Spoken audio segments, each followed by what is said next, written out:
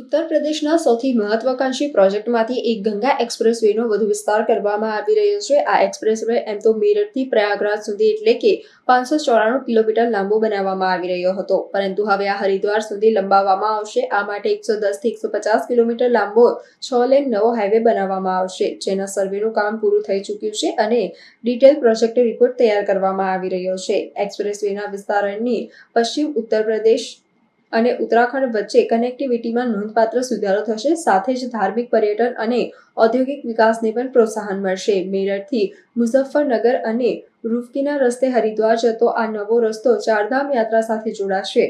આનાથી શ્રદ્ધાળુઓ માટે યાત્રા સરળ થઈ જશે. આ રૂટ પર આવતા ગામોમાં જમીનોની કિંમતોમાં ભારે ઉછાળો થવાની પણ અપેક્ષા છે, કારણ કે આ વિસ્તાર હવે એક પ્રમુખ આર્થિક કોરિડોરનો ભાગ બનવા જઈ રહ્યો છે. ગંગા એક્સપ્રેસવેના આ મેરઠથી પ્રયાગરાજ સુધીના પ્રથમ તબક્કાનું નિર્માણ અંતિમ તબક્કામાં છે. તેનું 93% વધુ કામ પૂર્ણ થઈ ચૂક્યું છે.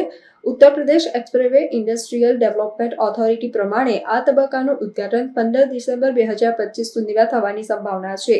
આ 594 કિલોમીટર લાંબો એક્સપ્રેસવે બનાવવા માટે અત્યાર સુધીમાં 36,230 કરોડ રૂપિયાનો ખર્ચ થયો છે, જેમાં જમીન અધિગ્રહણ માટે 9,500 કરોડ રૂપિયા સામેલ છે.